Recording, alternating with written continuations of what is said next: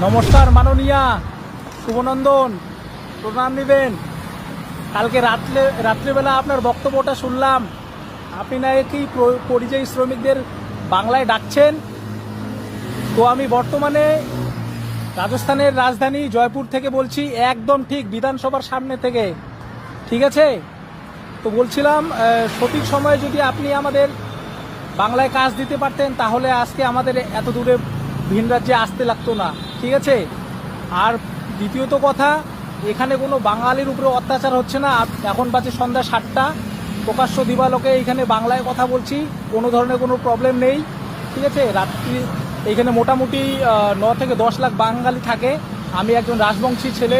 ঠিক আছে, মাসে 30 থেকে 35 হাজার টাকা এখানে আরামসে কাজ করি। আপনার কাছে একটা প্রশ্ন থাকলো, বাড়িতে যে আমাদের ডাকছেন মানে বাংলায়, ওখানে গেলে আমাদের কয় টাকার কাজ দিবেন এটা একটু জানাবেন মাননীয়া। ঠিক আছে, শুভনন্দন।